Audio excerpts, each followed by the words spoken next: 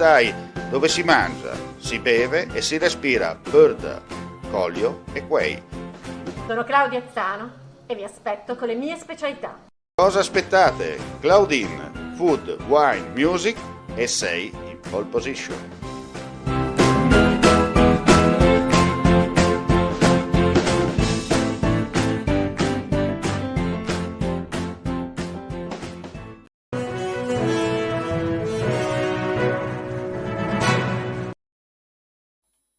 Cordiale saluto gentili amici e amiche, ben ritrovati a questo appuntamento con il nostro spazio informativo live, ultimissime per quanto riguarda il Friuli Venezia Giulia. Apriamo con la sanità.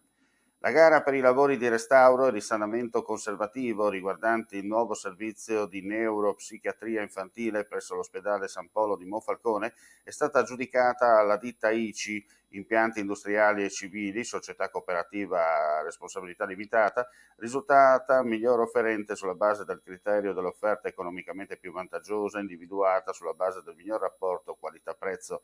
A giugno scorso era stata accettata la progettazione definitiva esecutiva donata dall'Associazione Dinamici Insieme per il Volontariato e approvate le fonti di finanziamento. Il quadro economico dei lavori ammonta a complessivi 1.417.419,19 €.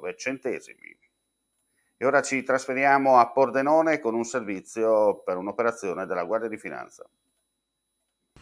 Violazione della legge sulla movimentazione di materiali di armamento e possibili violazioni della normativa cosiddetta Golden Power che tutela le aziende italiane strategiche. Sono i reati contestati dalla Guardia di Finanza di Pordenone, un'azienda italiana che produce droni militari, aeromobili e veicoli spaziali, la cui maggioranza, hanno accertato le indagini, è stata rilevata attraverso una società offshore da due importanti società statuali cinesi. L'azienda fornisce tra l'altro le forze armate italiane e dunque soggetta a specifici controlli e vigilanza.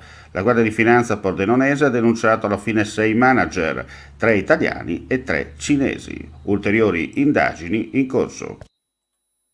E ora torniamo in studio, andiamo a vedere un attimo anche i numeri del Covid in Friuli Venezia Giulia per quanto riguarda ricoveri e non, perché nella giornata odierna su un totale di 7.620 test e tamponi sono state riscontrate 186 positività, pari al 2,44%. Nel dettaglio, su 4.019 tamponi molecolari sono stati rilevati 163 nuovi contagi, con una percentuale di positività del 4,06%.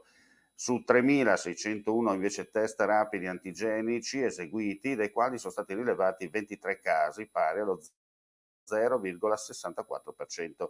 Si registra un decesso, si tratta di un uomo di 84 anni di Fiume Veneto, morto in ospedale a Pordenone. Le persone ricoverate in terapia intensiva restano 12, così come rimangono 53 gli ospedalizzati in altri reparti. Tra i casi di oggi sono state rilevate le positività di un infermiere dell'azienda sanitaria universitaria del Friuli Centrale e di un medico dell'azienda sanitaria universitaria Giuliano Isontina. Si registrano inoltre 3 contagi tra gli operatori delle strutture residenziali per anziani, 2 a Trieste e 1 a Pordenone. Infine è stato rilevato un caso positivo tra le persone rientrate dall'estero, in particolare dal Marocco.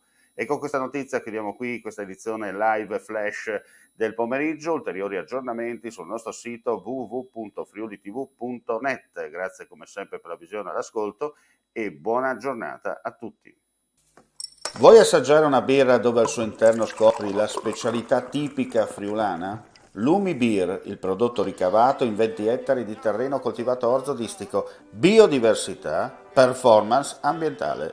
Lumi Beer nelle sue 5 versioni disponibili, 4 per consumo veloce e dissetante e la versione Magnum per intenditori. Lumi Beer si abbina a qualsiasi palato. Lumi Beer è un prodotto esclusivo Azienda Agricola Pancera, il buon seme, i buoni frutti.